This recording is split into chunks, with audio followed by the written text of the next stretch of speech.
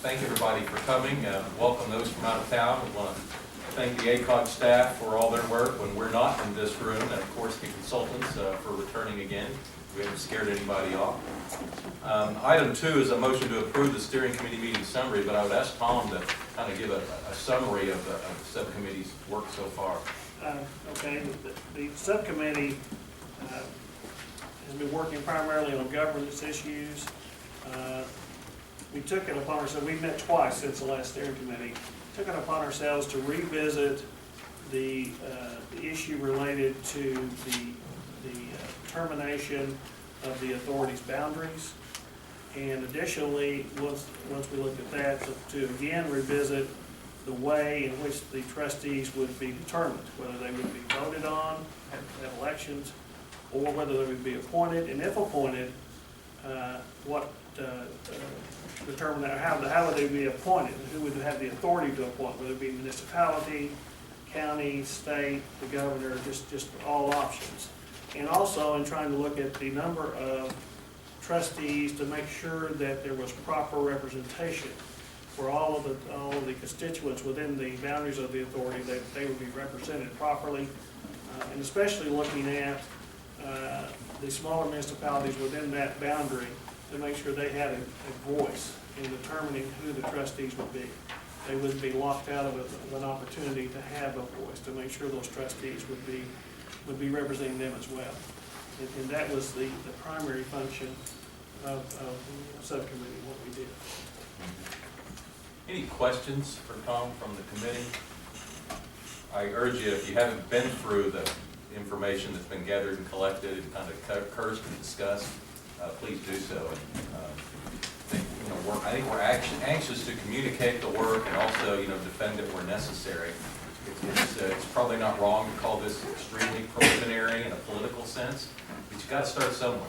And I think that's what this committee was striving to do, if for no other reason, to get the conversation going a little bit stronger, and to realize that this regional concept that is still relatively new to people that have lived in Oklahoma City for a long, long time. So, anyway, Tom, I appreciate your work and the rest of the subcommittee that joined us. Well, let's move on to item 3 then. Oh, we need a motion to approve that. All right.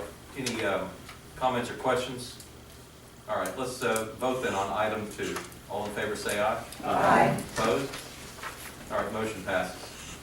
We're on item 3 then. This is the current steps and the next steps in the Commuter Corridors Study. And Ian Bryant with URC. Ian? Thank you, Mayor, and good afternoon, everyone. Get the agenda up here. I'm going to take you through the current status and next steps on our Central Ocano Commuter Corridors Study. I'm not going to hand it off to Brian. He's going to talk with you about his preliminary financial capacity assessment. And I believe Tom's going to talk more about the preliminary recommendations from the governance subcommittee. So going into current status and next steps, you've all seen this graphic before. When we met with you back in October, this is where we were in the process. We had just finished up our alignment analysis. We came to you with 7 potential alignments in each of the 3 corridors. And by the end of the meeting, we had worked to come up with RTD recommended alignments. So we came up with 3 in the east, 3 in the south, and 3 in the north, or 4 in the north. Since that time, we've now moved on into the middle of the detailed evaluation using those alignments. We will be finishing up the detailed evaluation of alternatives in the spring, and then we'll be working with you in the summer to come up with the locally preferred alternatives, or the LPAs, for each of the 3 corridors. In November, we did another round of public outreach. We did our second round of work group meetings, and we also did our first round of public open houses. In each of those, we brought to them the same information that we reported out to you in October, the last RTD meeting. We talked with them about the alignments that were under consideration. We showed them the analysis, and we talked to them about the process we went through with you to come up with our set of recommended alignments for each of the corridors. We also talked to them about the initial modal analysis, so which modes were under consideration for which alignment. And then we asked them for their feedback. So tell us, what alignment and what mode, what alternative do you think would work best for your corridor? We had our first work group meeting in the South Corridor down in Norman on November 5th. We had 16 work group members who showed up to our meeting. the feedback we got from them was they were split right down the middle. 50% of them liked the S1 alternative, which is the commuter rail, and 50% liked S2 with the light rail and streetcar option. I don't have the maps in the PowerPoint, but you do have in front of you, we have the handouts from the last RTD meeting. You should have the agenda and then the PowerPoint, and if you flip to the end, you'll have the maps that show for each corridor the alignments that I'm talking about. So you might want to reference those as I go through these next few slides. But just as a reminder, S1 is the commuter rail alignment that would use the existing BNSF right-of-way from downtown Oklahoma City through Moore and Norman to OU. S2 comes out of downtown Oklahoma City using the Shields alignment and then crosses over I-35 and actually gets onto the BNSF alignment near downtown Moore and continues on to Norman and OU. So they were split right down the middle on this, and those were their two favorite alternatives. For the East Corridor, we had that meeting the next day. We had 14 work group members in attendance, and they were a lot more split. There were two alignments that they liked the best. E1, which again is the commuter, that uses the UP alignment coming out east out of downtown, and then gets onto the abandoned right-of-way through Midwest City on down to Tinker. That actually received the most number of votes. And again, we were asking them to give us their favorite alignment and mode combination. So you see E6 was actually in here twice, and it was split between a group that really liked the BRT idea and a group that liked the streetcar. As a reminder, E6 uses the 8th, 10th corridor, so it goes by health sciences, continues down 10th to Air Depot, down Air Depot to 29th and across in front of the town center, ending at Tinker. So really, like what I'd point out here is that E6 as an alignment received by far the most number of votes. So keep that in mind. For the North Corridor, we had that the following week. We had 12 attendees at that meeting. And for this one, it was much like the South Corridor. It was split between 50% really liking the N1, the commuter rail alignment that uses the existing BNSF right-of-way from downtown up to Edmond, and N2, which comes out 4th past the existing transit center, up Classen, around the curve, up by Chesapeake, and on up onto the BNSF alignment, where it would get onto that alignment and take that right-of-way into downtown Edmond. So it was a 50-50 split there. For the open houses, we had that the following week, November 18th to the 21st. We had around 18 to 19 attendees for the South, East, and the Oklahoma City open houses. And then for the North, we only had 8. That on the 21st was when we had our first ice storm of the season. And so there were a lot of people who did not show due to that. But we did get really good response from the people who did show.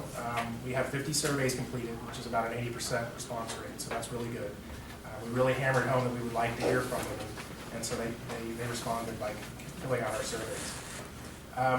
They told us 98% of them felt that high-capacity transit could be an effective solution for central Oklahoma, so that was really good to hear. 100% felt that they understood the differences between the modes that we presented to them. So apparently we did a good job of relaying this information to them. 96% felt that the alignment identification approach was appropriate, so they were in support of the methodology that we used. And then 98% said the open house was useful. So all in all, the open houses really were a success. From the open houses, we heard that the commuter rail alignments, N1, E1, and S1 were the preferred alignments. The majority of people told us this. In terms of mode, after commuter rail, BRT is their second favorite. And being at these 4 open houses, I can tell you there was a lot of discussion. We had the boards set up around the room, so it really allowed for a question and answer with each individual came through. And there was a lot of discussion of cost. And obviously at the time, we weren't discussing cost with them. We really were just trying to get their feeling on what alignments they like and what modes they like. But there was an understanding, and I think with a lot of these people, that it is a difficult thing to fund and that we should really be conscious of cost. And so I think that really pushed a lot of people more towards the commuter rail and BRT options. And then in January, on the 21st, we did a webinar. So we sent out invitations to a large group of people. We had our SVPs, and then we sent out login information where people could call in and hear a discussion. It was the same discussion we had at the open houses and the work groups. And also, they would log in on their computers and see a PowerPoint of webinar as well. We had approximately 40 attendees, so we had a good turnout. Since that time, we also posted a recording of the webinar that included the question and answer session on the project website. And we've had 75 views of the webinar since then as well. So there have been quite a few people that have taken advantage of the webinar. We had 31 surveys completed as a result of the webinar. 93% felt that high-capacity transit could be an effective solution for central Oklahoma, and 100% said that they understood the differences between the modes. So again, there was a lot of support for high-capacity transit. And then we also asked them how they would like to use high-capacity transit, and we heard that for the majority of people, it was for work, entertainment, and sporting event trips, which I think is pretty common sense, and you would expect that. And it was good to get that feedback and hear that from the attendees.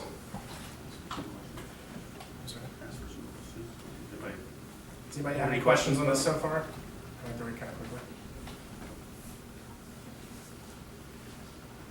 Okay, we also asked for them for feedback on the alternatives, much like we did the work groups and the open houses. There's a lot of information up here, and I'm not going to read through it all.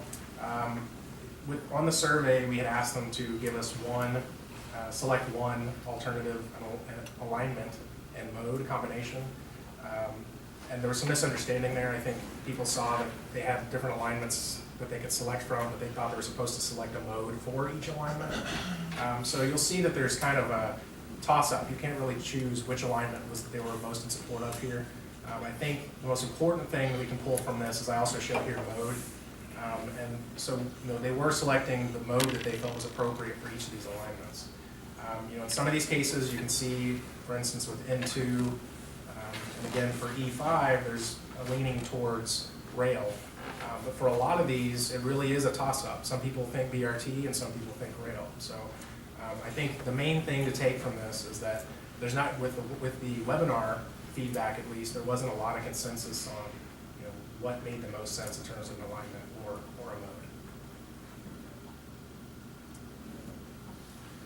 So you've seen this as well. This is just our outreach schedule.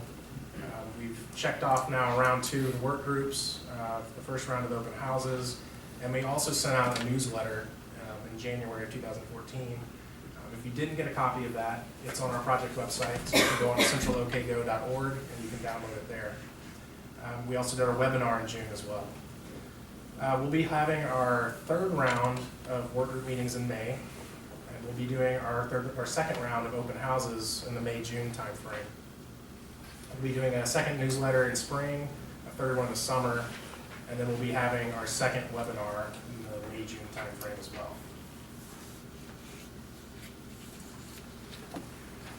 So these are our proposed next steps for the RTD. We have on the schedule already an April 23rd RTD meeting. That would be the next one after today.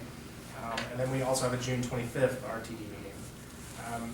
For the April 23rd meeting, we're going to come to you with the completed matrix for the North Corridor that will have the entire detailed analysis in it. We will have ridership for you for the North Corridor.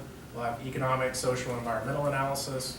We'll have engineering constraints, potential utility conflicts, as well as cost estimates both on the capital and O&M side. We're going to provide that to you. It'll pretty much be an open discussion. We can talk about the analysis, we can talk about the methodology, and really just kind of have a lot of dialogue on the North Corridor. At that same meeting, we're also going to distribute the East and the South Corridor matrices. This will be all of the analysis except for ridership. The modeling is taking a little longer than we thought, so it's actually not going to be available for the April meeting. But we wanted to go ahead and get the rest of the analysis to you so that you could begin to look at it, which we felt was important because in May, as I mentioned on the last slide, we'll be going to the public. So we want to make sure that you have the information before we go to the public with that information. You'll see here in the middle, I've included what we're calling a work session, RTD work session. We haven't talked with you about this before. We just actually internally started talking about this idea. But we're proposing that it would make sense to have an early to mid-June work session where we would all get together and we would review the East and the South corridor analysis in full, including the ridership. Again, have a discussion, much like we did with the North Corridor in April. We don't have a date set yet, but we feel it's important to go ahead and do this in early to mid-June, kind of add a 2nd meeting, in order to then on the June 25th meeting, be able to wrap up that discussion and really focus on selecting LPAs for each of these corridors. We're really trying to avoid pushing this into the July-August timeframe. I know that it gets very difficult with schedules as you get further into the summer, so if we need to, we can, but we'd like to try to see if we can, get all of this wrapped up in terms of at least selecting LPAs by the June 25th meeting. So I'd like to kind of open the floor, see what you guys think about having that second meeting, the early to mid-June work session. Really it could be up to a half-day meeting. We could get it done in a couple hours, but I envision that since we're going to be going through 2 corridors in detail, it could take a little longer than that. So, as I mentioned, we don't have a date, but I'd just like to hear from you if that's something that you felt would be appropriate, and you'd be willing to do that. If I could just add a couple things there. I mean, we have concerns about doing one of these corridors in a 90-minute time frame, which is what you all are used to. So pushing 2 into the June meeting, we feel like is going to be a stretch. And I think, in addition to you all attending our corridor meetings where you could get just as much information as we would provide here, we wanted to give you all an opportunity to be able to truly understand the evaluation process, all the different data that we are generating for each of these corridors so that you can make an informed decision on the LPA. I think the April meeting will serve as sort of a litmus test on how down in the weeds this group wants to go. You won't need to make a decision on the North Corridor in April, but we wanted to illustrate the evaluation process during that meeting, just in general, with those results. And then obviously get that one out of the way with, having multiple opportunities after that to ask more questions if you wanted to. So, and we were just trying to tie up the project. I think originally our schedule was to finish up in the June time frame, and I think if it goes past the June meeting, it's not the end of the world. But we just want to give you all ample opportunity to be in front of the information and soak it in, ask all your questions that you might have, and go from there. Questions for Ian?